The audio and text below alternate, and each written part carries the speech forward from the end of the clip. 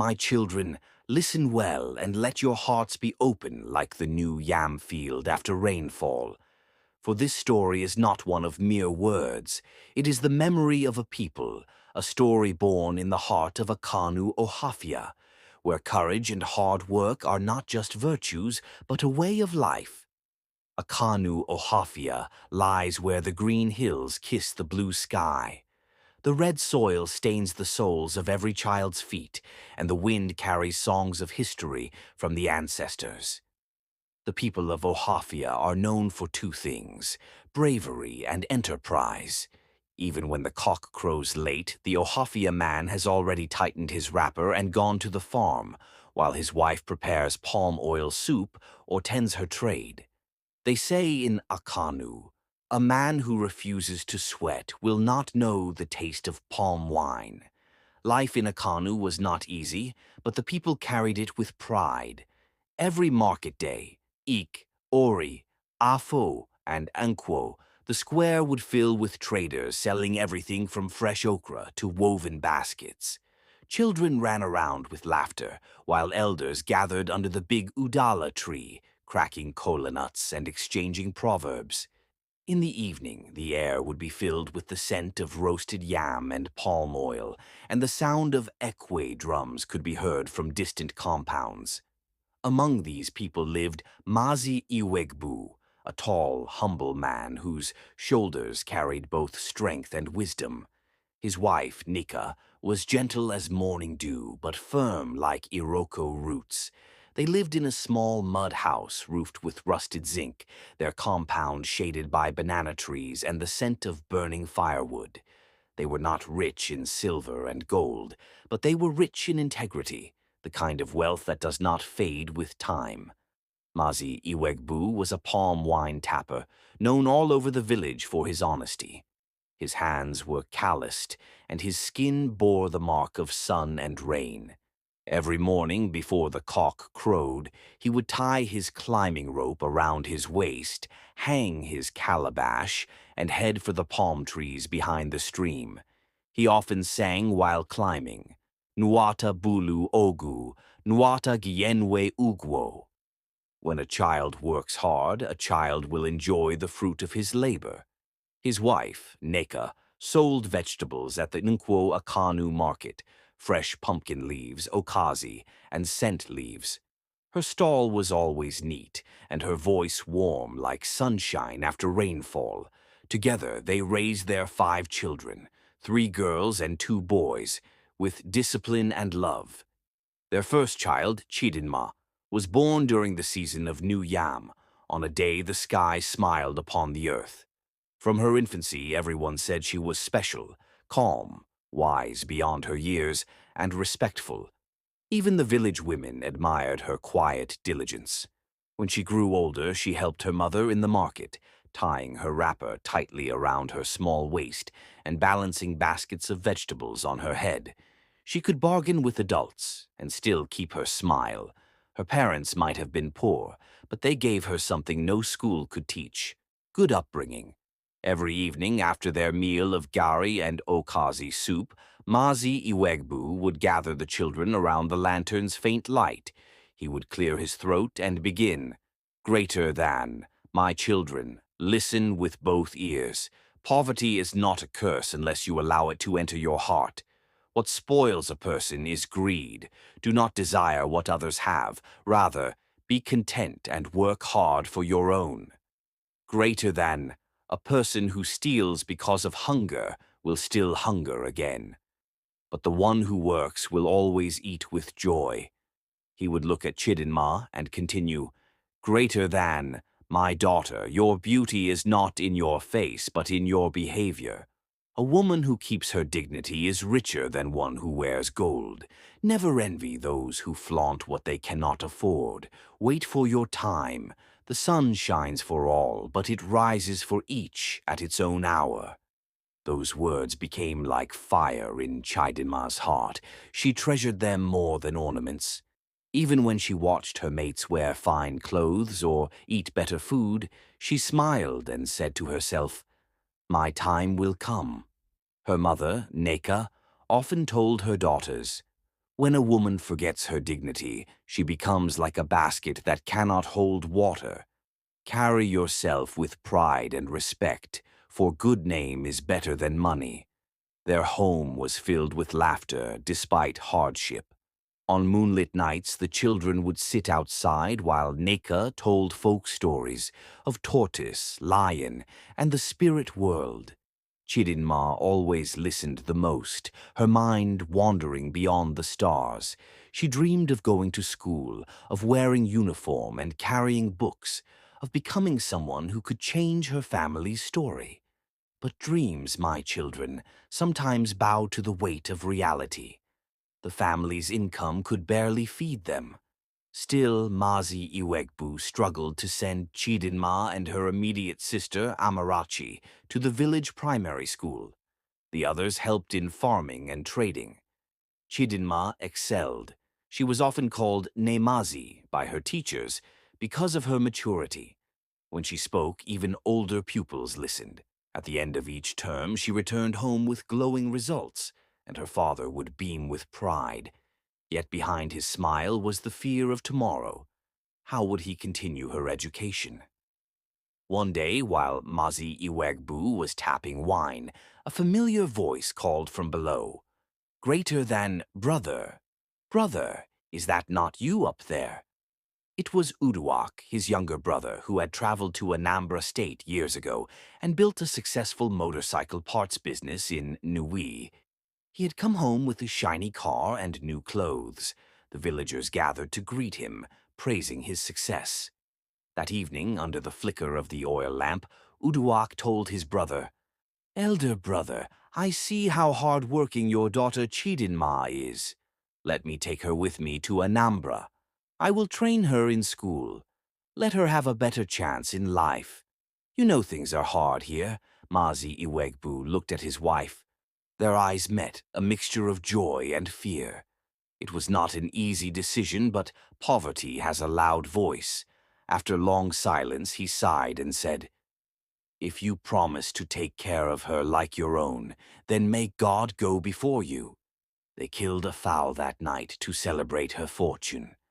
The next morning, Neka woke before dawn, packed Chidinma's few clothes into a small Ghana must-go bag, and called her daughter close. Her eyes were red with tears as she said, "My child, remember where you come from. You are poor, but you are not useless. Be humble, be respectful, and hold your dignity. The world outside is full of deceit. Do not envy, do not steal, and do not forget our name." Chidinma knelt, hugged her mother's legs, and cried, "Greater than Mama, I will make you proud." As they waved goodbye, the rising sun painted the sky gold. The villagers watched as the car sped off, leaving a cloud of dust behind.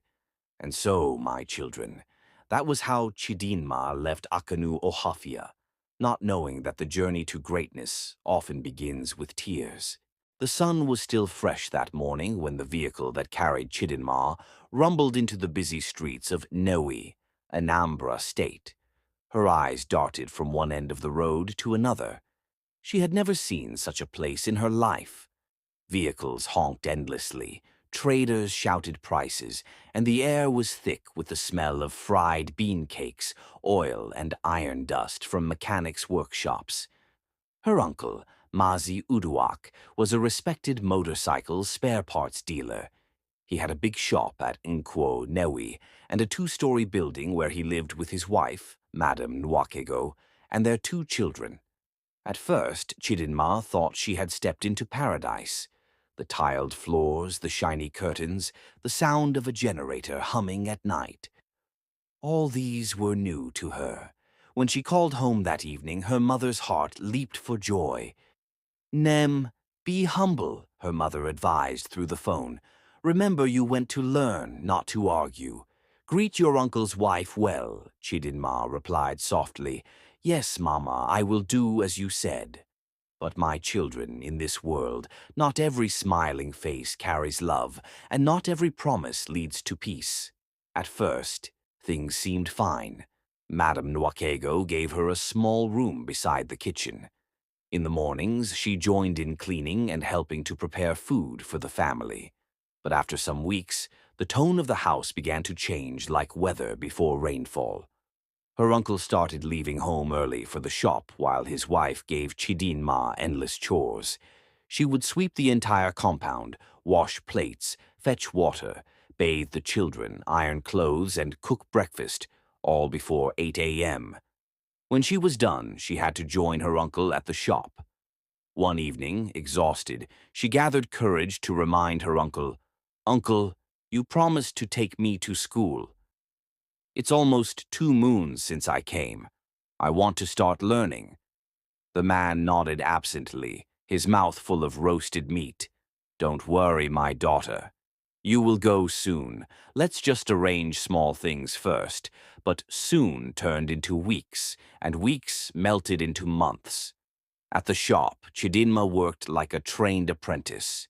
She arranged bolts, nuts, and bearings, dusted shelves, and learned prices quickly. Many customers admired her diligence and honesty. "Your niece is a good girl, Maisie Uduak," one of them said one afternoon. "Yes," Uduak smiled proudly. "She is very obedient." But pride is not always love, my children. Sometimes people use goodness as decoration, but never reward it. At home, things grew worse. Madame Nwakago began showing her true color. If the soup had too much salt, she blamed Chidinma. If the children scattered their toys, she shouted that Chidinma was lazy. Sometimes she would not allow her to eat until everyone else had finished. Yet Chidinma endured in silence. She would sit on her mat at night, tears soaking her pillow, whispering prayers in the dark. "God of my fathers, don't forget me in this land of strangers." After 1 full year, Chidinma gathered courage again. This time her voice trembled, but her eyes were firm. "Uncle, I have been here for 1 year. You said you would send me to school. I have waited patiently, but nothing has happened. Please, I want to learn. Even if it is tailoring or trading, I want to be useful." Her uncle sighed. "My daughter, things are tight now. Business is not as it used to be. Just give me a little more time." She nodded quietly and walked away, but her heart was heavy like a wet cloth. When she reached the kitchen, Madame Nwakago was already waiting, her face twisted with irritation. "So you went to disturb my husband again, eh? You want to go to school? Who will do all the work here? You think life is easy?" Her voice rose like thunder. "Ungrateful girl. We gave you food and roof, yet you still complain? Do you know how many people want to live here?" From that day, Chidinma's peace ended. She became a housemaiden, not by agreement but by manipulation. She washed, cooked, ironed, fetched water, and even pounded yam with bare hands till blisters formed. Sometimes she went to bed without supper. Her uncle pretended not to notice. When she complained, he would say, "Don't mind my wife. She means well. You know women and their mouth." But in truth, he feared his wife more than he loved justice. 2 years crawled by. Chidinma was now 20, but her body had become lean and her face tired. The dream of education seemed like smoke, once bright, now fading away. One Sunday morning after church, she made her final decision. She met her uncle in the veranda and knelt down. "Uncle, I cannot continue like this. You promised me school, but I've only become a servant. I want to return home or start something for myself." Before Uduak could speak, Nwakago stormed out, her voice shaking with fury. "You see her? I told you this girl is stubborn. She has been sleeping with men in this neighborhood. That's how she gets the money she hides. I even suspect she's been stealing your money in the shop." Chidinma's heart broke. "Auntie, that is not true. I have never—" "Shut up," the woman shouted. "You think I don't know what you do when you go to buy bread?" "Shameless girl." Uduak stood silent, his eyes shifting like a coward. His silence was betrayal louder than words. That night, Chidinma cried until her pillow was wet. She looked at her small bag, the same one she brought from Akanu, and decided that she had seen enough. Before dawn, she folded her clothes neatly, placed them in the bag, and walked quietly out of the compound. Her heart pounded, but her spirit was free. She whispered, "Mama said I should not lose my dignity. Even if hunger follows me, I will not trade my truth." She walked until the city lights faded behind her, and the morning birds began to sing. The road ahead was uncertain, but her soul felt lighter than it had in years. By midday, her feet led her to Eunice, a girl she once met at the church youth fellowship. Eunice lived in a small one-room apartment near the market. When she opened the door and saw Chidimma, her face softened. "Chidi, what happened? You look tired and hungry." Tears rolled down Chidinma's face. "Eunice, I've left my uncle's house."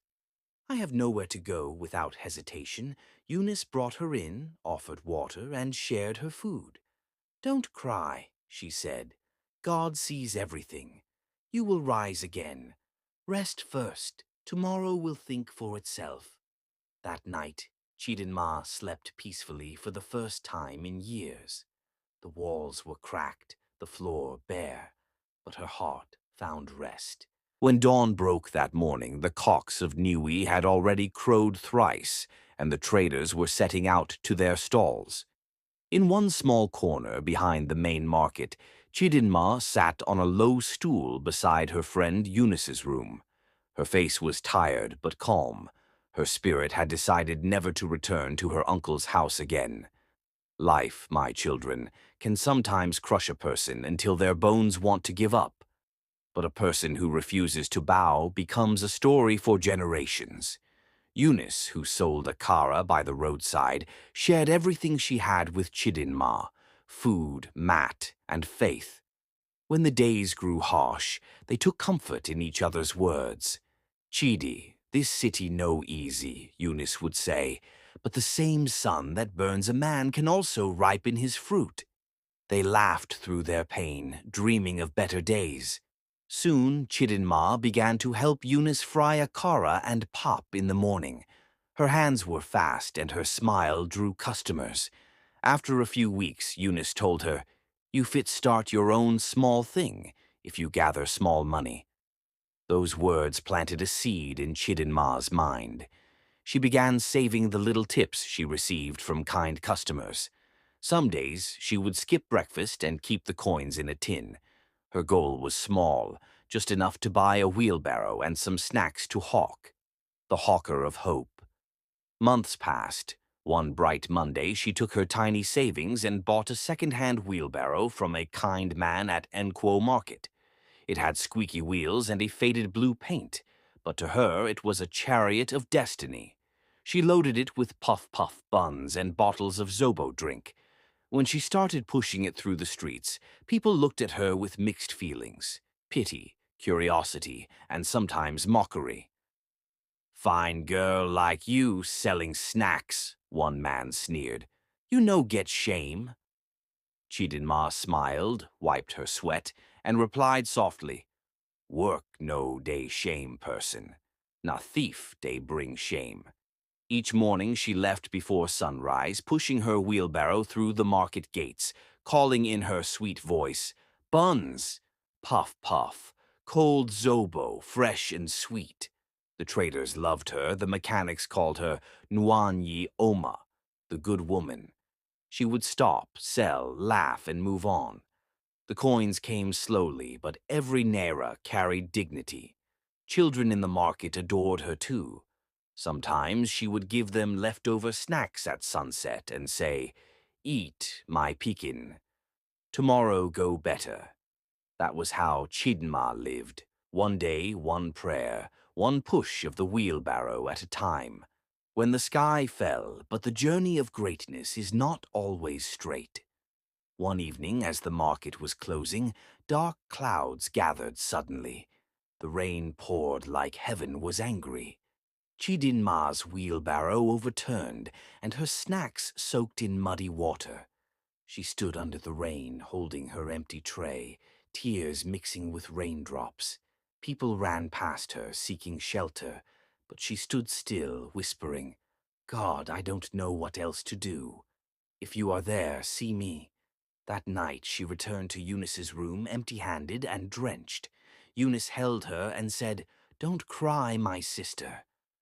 A woman who falls and rises is stronger than the one who never fell." Together they shared gari soaked in cold water and laughed through tears. Such was the fire that refined Chidimma's soul. Hardship became her teacher, and faith became her shield. The first breakthrough. The following week, one of her regular customers, an elderly woman named Mama Chukwudi, stopped her at the market. "My daughter, you work hard. You remind me of my youth. Take this small money. Use it to buy more goods." She handed Chidimma 10,000 naira. That money felt like the key to heaven. With it, she bought more supplies and added sachet water and soft drinks to her stock. She began to sell faster, her profit growing. Gradually, she saved enough to rent a small space at the corner of the market, just enough to place her wheelbarrow permanently. Soon she saved again and bought a used container, painted it bright yellow, and turned it into her first provision shop. She called it God's Time Stores. Every morning before opening the shop, she knelt and prayed, "God of my mother, if you lifted Joseph from prison, lift me from this poverty."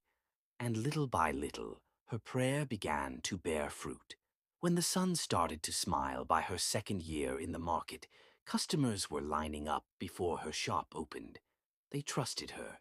If she said, "This is good," they believed her.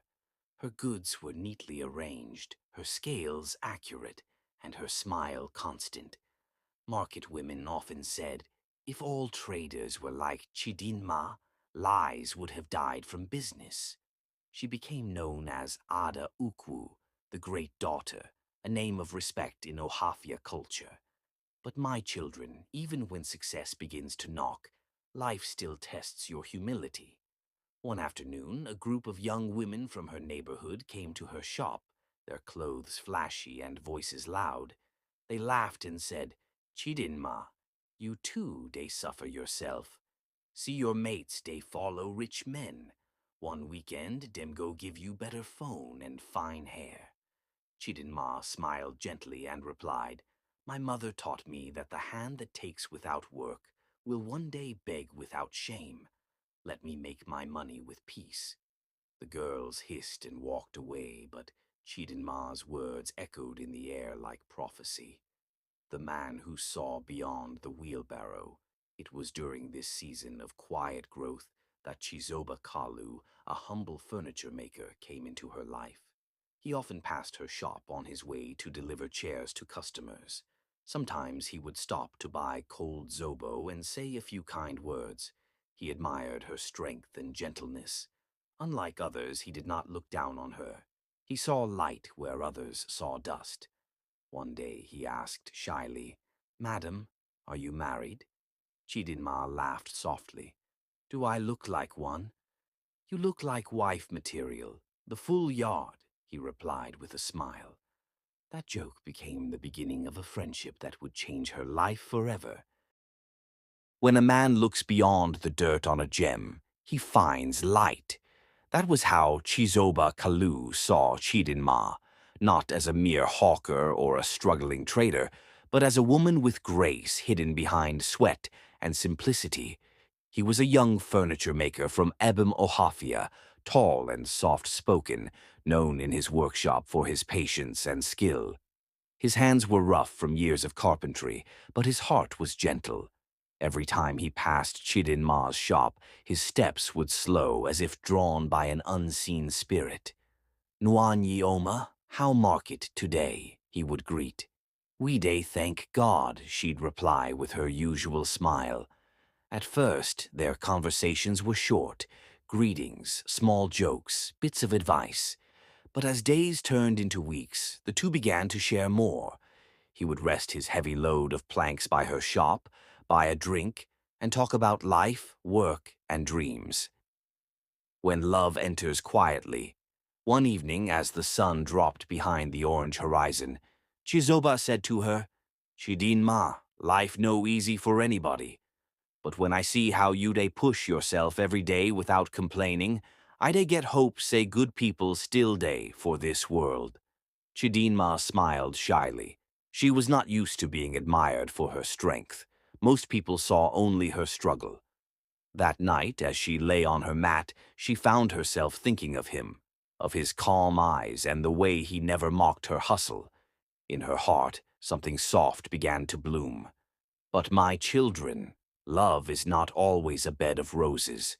When a poor man and a struggling woman begin to dream together, tongues will wag like restless drums." The laughter of the proud. When Chizoba told his friends at the carpentry yard that he wanted to marry Chidinma, they laughed so hard their tools almost fell from their hands. "You mean that girl way they sell puff-puff before?" one mocked. "Furniture maker marry hawker." Una, too, go chop sawdust, join Gari. But Chizoba only smiled. "Better to marry a woman with dignity than a fine face with no soul," he replied. Even some of his family members doubted him. His elder brother, Obina, said, "Chizo, you need a woman way fit lift you socially, not one you go still lift from poverty." Chizoba shook his head slowly. "Brother, wealth without peace na sickness. I want the one my heart rests on." So, despite the laughter and whispers, he followed his heart. A simple wedding, a rich beginning. When Chizoba went to Akanu Ohafia to seek Chidinma's hand in marriage, the entire village buzzed with excitement. The elders remembered the little girl who once fetched water from the stream and sang at the moonlight dance. Now she had found a man who saw her worth. The marriage was modest: a few wrappers, a keg of palm wine, some yam tubers, and crates of malt. But it was filled with genuine joy. The traditional music of Abang dancers filled the air as the women sang, "Ada Ukwu has found her home. The child who kept her dignity shall never know shame again." When Chizoba knelt and presented palm wine to her, Chidinma smiled and said, "My parents told me to wait for my time." Now I know why she took the cup, sipped and gave it to him, a symbol of trust and eternal respect. The crowd cheered, and the two were joined as husband and wife. The first years of toil marriage did not erase struggle immediately. Chidinma and Chizoba lived in a small one-room apartment in Awada, sharing everything: laughter, hardship, and dreams. She continued to run her small provision shop, while Chizoba expanded his furniture business. Some nights they went to bed hungry, but woke up hopeful. Their love grew like a palm tree, slow but strong. They encouraged each other through every storm. "Chizo, one day this your hand go build chair for governors," she'd say with a smile. "And you, my Ada Ukwu, your name go ring for every market," he'd reply. Then came the blessing, their first child, a baby girl. They named her Obianuju, meaning born into plenty. Even though they had little, the child's laughter filled their home with light. The turning point. Years later, Chidinme remembered something from her past. The motorcycle spare parts business she had once seen her uncle manage in Anambra. She had watched him closely, learned prices, and knew suppliers. One evening, she told her husband, "I want to try something new. I want to go into motorcycle parts." "I know the business." Chizoba looked at her, uncertain but trusting. "It's a man's business," he said softly. "Then let a woman surprise them," she replied. They gathered all their savings, about 400,000 naira, and went to Onitsha to meet a supplier.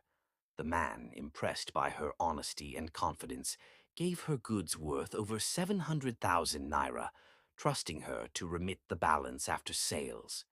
That was how her destiny shifted. Her shop began to grow fast. The men who once mocked her started buying from her. She was honest, never cheated anyone, and always smiled. Her reputation spread like harmattan fire. When success comes with humility. Soon she opened a second shop beside the first one. Then she hired workers and rented a storehouse. Her husband's furniture business also grew. People started calling her Madam Chidimma Motors. She became one of the most trusted dealers in motorcycle parts at Nkwo Market. Despite her success, she never forgot her roots. She still sent money home to Akanu Ohafia, helped repair the village borehole, and sponsored children's education. Her name became a song of pride in her hometown. The old women would say, "If every girl had Chidinma's patience, poverty would have no grandchildren in Ohafia." The blessings of motherhood. Chidinma and Chizoba had two more children, another girl, Chisom, and a boy, Uchenna.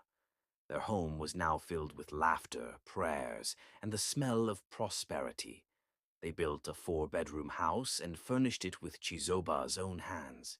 Their children went to good schools, dressed well, and spoke with respect. But above all, Chidinma remained humble.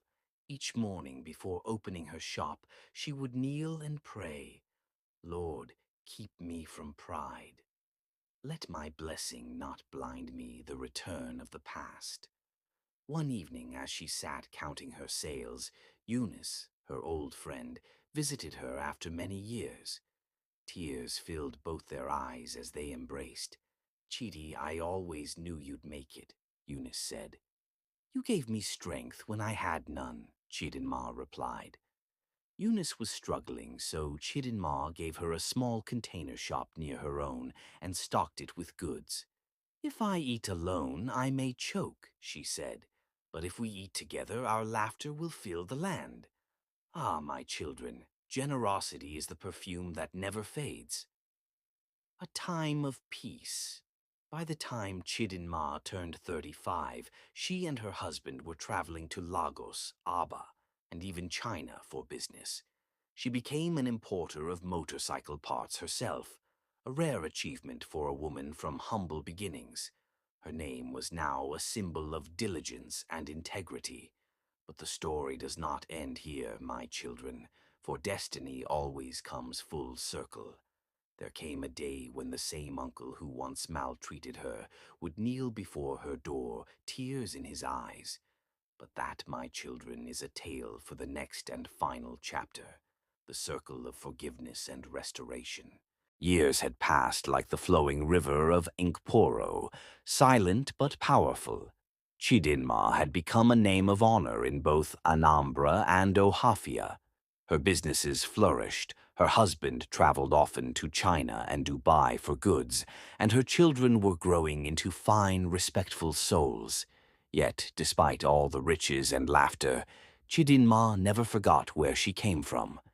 She would sit sometimes on her balcony, watching the sunset, and whisper, "God, if this is a dream, don't let me wake up in hunger again. Keep me humble." It was on a calm Saturday afternoon that the past came knocking. A message arrived from Akanu Ohafia, her uncle, the same man who once promised her education and instead made her a housemaid, had fallen on hard times. His business had crumbled, his home torn apart by quarrels. His wife, the same woman who once accused Chidinma of shameful things, had left him for another man. At first, Chidinma sat in silence. Her heart pounded like a drum of memory. Old wounds reopened, the hunger, the insults, the sleepless nights in the corner of their house. "Should I help him?" she asked herself quietly. "He planted bitterness in my heart. Should I water that plant again?"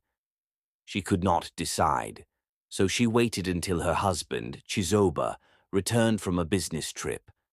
That evening, when she told Chizoba everything, he listened quietly. When she finished, he placed his hand gently on hers and said, "My wife, a tree does not repay the axe with anger. It gives shade even to the one who cut it. If your uncle did not bring you to the city, your path may not have led here. Sometimes God uses pain to transport us to purpose." Chidinma's eyes filled with tears. She nodded slowly.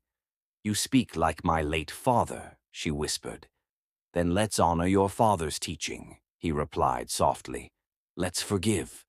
So they packed gifts, bags of rice, yams, wrappers, and an envelope filled with money. Chizoba drove the car himself as they traveled to Akanu Ohafia. As they entered the red earth roads of Akanu, the village greeted them with drums and cheer. Word had spread that Madame Chidimma Motors was coming home. Old women came out singing. The child that was mocked has returned with glory.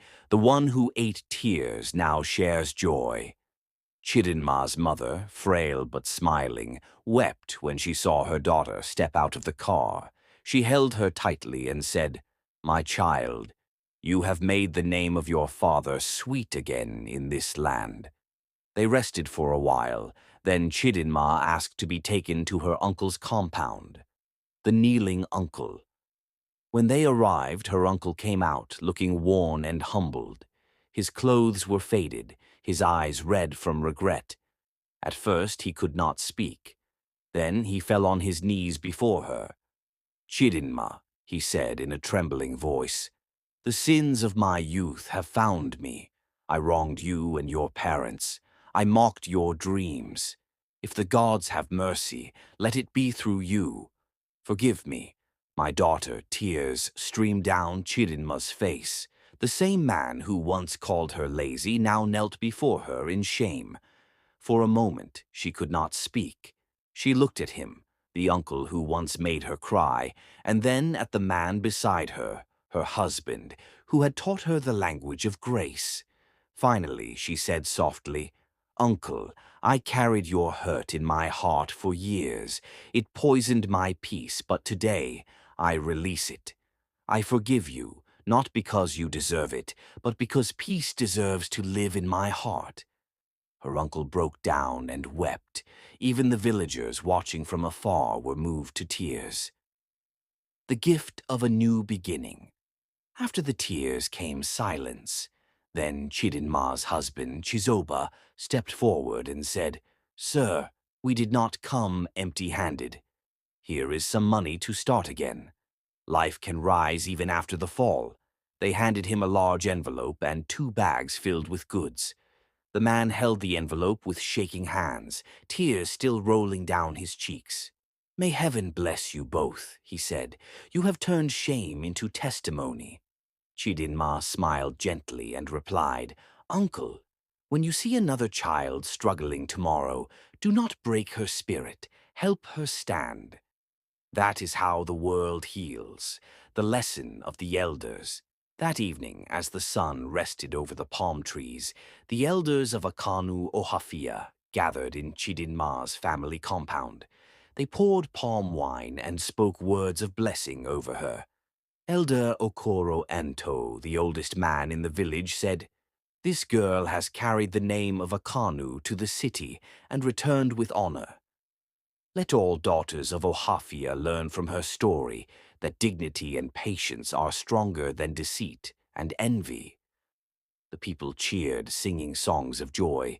They danced long into the night, celebrating the once poor girl who had become a pillar not only to her family, but to the entire community. The home of peace. When they returned to Anambra, peace filled their home more than ever. Her business continued to grow, her husband's trade expanded across the sea, and their children flourished in their studies. Sometimes at night, Chidinma would gather her children around her and tell them the story of her youth. "Greater than my children," she would say, "never despise humble beginnings. The road to greatness is not always straight. Be honest, be patient, and above all, be grateful."